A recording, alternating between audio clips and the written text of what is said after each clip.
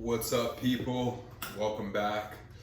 Thanks for checking back in. 100 Years of Wealth, extremehomeloan.com. I hope everything's going great in your day.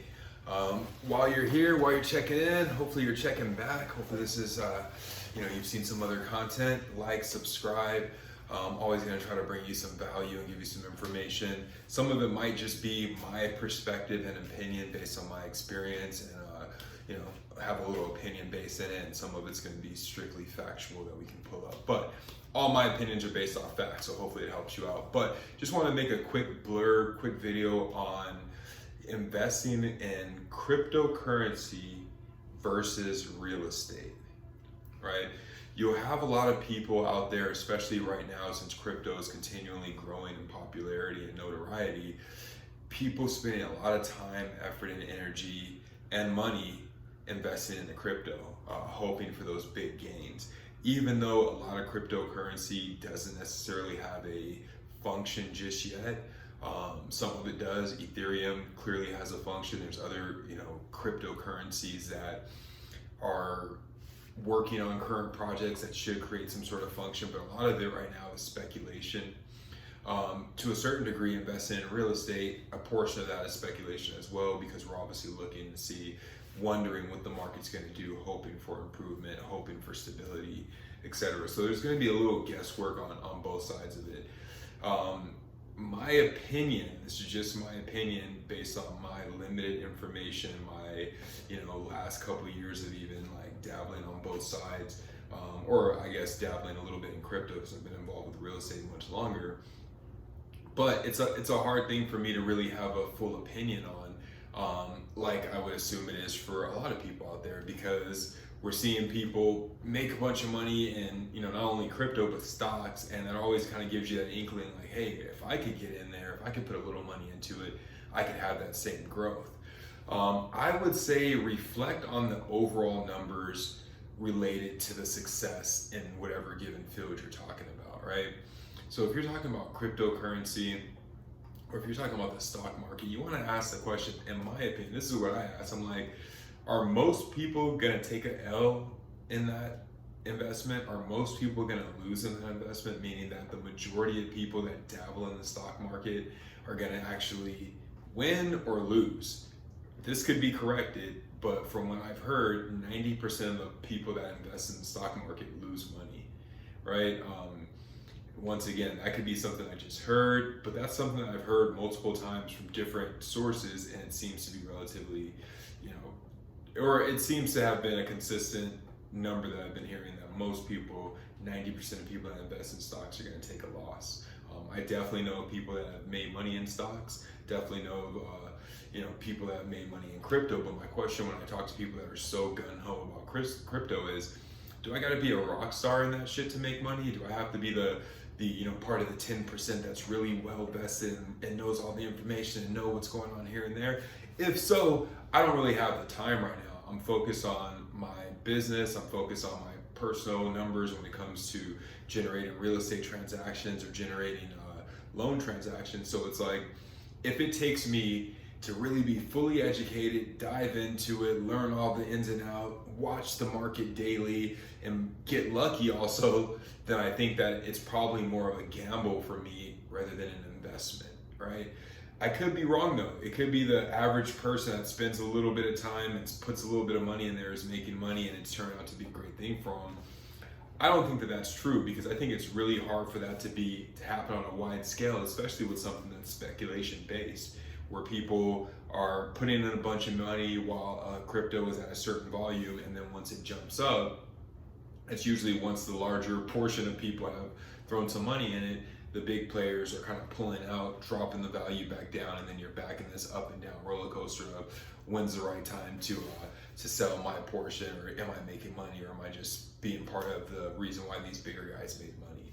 And I think with stock, it's a little bit of a safer gamble, because of the fact that you're investing in companies that you actually see and know of products that are in the marketplace from these companies. So when you're investing in Apple, it's different than investing in Bitcoin per se or Ethereum, because Apple has a product that has continually stayed relevant in the marketplace. And when you start to understand that these companies have billions upon billions of dollars to stay relevant in the marketplace, it's likely that in the coming years, they're going to do what it takes to stay relevant in the marketplace. So you may have big jumps within that period. You may have steady incremental growth, but for the most part, when betting on these major corporations and companies that have been around for a long time, it's a safer bet. It's a safer gamble than cryptocurrency that is really speculation based. I have a friend that has a bunch of money in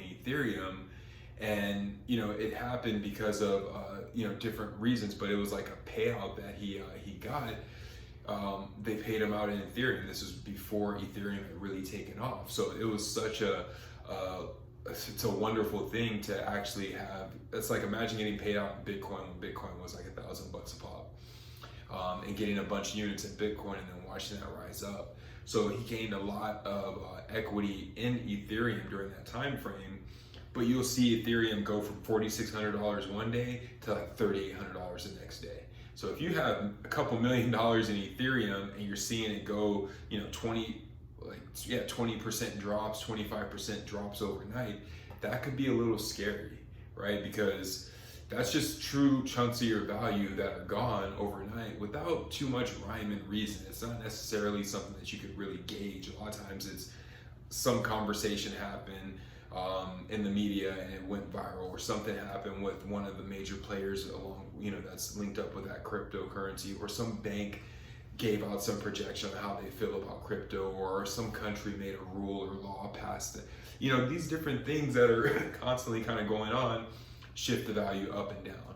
Overall, you're seeing that it has consistently gone up. So I think for a lot of people that are invested in it, they have a confidence that, hey, even if I take a dip now, it's most likely going to go back up. I don't know enough to say so. I would have to look back at trends that have happened in the past, things that have come into the market seeming like they're going to be the new next big wave, see how long they lasted, and use history as some sort of a guidance. But a lot of times that's not going to mean anything. You're going to enter into a new world, new marketplaces. You have Decentraland, you have I forgot the other names, but these companies that are literally creating metaverses where Ethereum and these different cryptocurrencies are the currency in that metaverse. So the more people use that, you're going to have more of a use case, and you're going to see that currency circulating more, hence the value should increase, right? Still a gamble, still going to be a thing where I think there's going to be times where you're sitting there kind of waiting to see what happens with the market. So my perspective is this: unless you have the ability to put the funds there and let it sit and not really have a short-term expectation on that investment coming back, then I would say real estate's going to be a better investment for you, and something where you actually get some usage out of it while you have the investment, as opposed to just the idea that it's going to go up in value. Or real estate, you can actually go to the property and hang out, live there. That's value within itself. You could buy a vacant piece of land somewhere for super cheap and rent a U-Haul, or not a U-Haul, rent a RV and go spend a week there on your property, and then rent it out for $100 a day to people that want to do the same thing, right? There's many ways to value or to gain value from an actual piece of property besides just being able to rent it out and make money or resell it at a higher price. You can actually go there and physically hang out on the property, which for some people that's value within itself, and it is. It's your property. You're able to sit there and drink a beer or have some tea, right? You can't do that with cryptocurrency, right? Like cryptocurrency, the only value right now is what it can be exchanged for regarding dollars, right? It's still tied to the dollar. Its value is still how many dollars can I get for it. Now, until that Ethereum plays a role outside of its connection to dollars and has its own its own value related to it outside of what it can be converted to for dollars, until then, it's still just something where you can make money from it, make dollars from it, and mainly based on scarcity and speculation, right? You're not going to be able to go to Ethereum, sit on your Ethereum, and play there, drink a beer there, right? Now, maybe as usages develop, you can lend your Ethereum, you can borrow against your Ethereum, you can use it as some sort of financial tool, as opposed to just like, hey, I bought it at this price and now it's worth this much because of speculation or whatever. So, I really do think that those use cases will grow and its utility will grow. So I'm not like anti it, but I do think that if you don't have that extra funds just to put into that and kind of, I won't say forget about it, but kind of, not necessarily need that and be able to kind of like let it float up and down as they gain their utility, then I would say a smarter thing to do is going to be invest into a property, because we all know that you can invest into a property, put a little physical effort into it, and increase the value almost immediately. We know that in most areas that are populated, let's say in California, you're going to see a 5 to 10% annual equity growth, right? So these are numbers that have continually, have been consistent for some time. So you can kind of bank on them. It's not, nothing's guaranteed. Obviously something drastic could happen in the market to where we're not seeing those same equity increases. But for the most part, you have been able to see that. And then besides the equity increases, you can live there in that property. You can write off some of the interest that you pay on the mortgage off on your taxes. You can write off depreciation on that property off on your taxes, right? Increasing or decreasing your taxability, lowering your tax liability. So those are that and the reality of it is no one can hack your property, right? Like obviously you want to protect your title of the property and have insurance, title insurance, etc. But no one can hack and steal your property, right? Like no one could break into your property's crypto wallet and steal it. Until those things are perfected, until you have like back-end insurance that secures that, it's still a risk. Property is going to be less of a risk in that matter because you really don't have as common of situations where people are doing title theft, right? But you do hear about people losing access to their wallet and their cryptocurrency is gone, or people's crypto wallets being hacked and things like that. Once again, I'm not trying to like throw out scare tactics on that. I don't know how much that's happening, but you can imagine that in something that's web-based and a imperfected system that is not federally backed. If something gets hacked and money is lost or cryptocurrency is lost, who the hell do you go to? Do you go to Ethereum customer service? Do you go to Bitcoin customer service? Does Coinbase, the wallet, do they have like insurance for you that backs up if you have loss? Maybe they do, but you have to consider all those things and consider that they're fairly new and a lot of them aren't federally backed when you're considering putting your money in there. So definitely with things that are more risky, you're likely to have bigger gains if you are one of the people that win within it. But a lot of times those things are gonna, the vast majority of people are gonna be part of those investors' gains because they're putting money into it, driving up the stock price. And it's usually at that point when the mass population is into it, the value, the ability to have those bigger chunks has already kind of played out, and it's for the people that were the earlier investors. So not trying to sound like a crypto guru. I'm sure that someone could school me on some things that make it more attractive to me.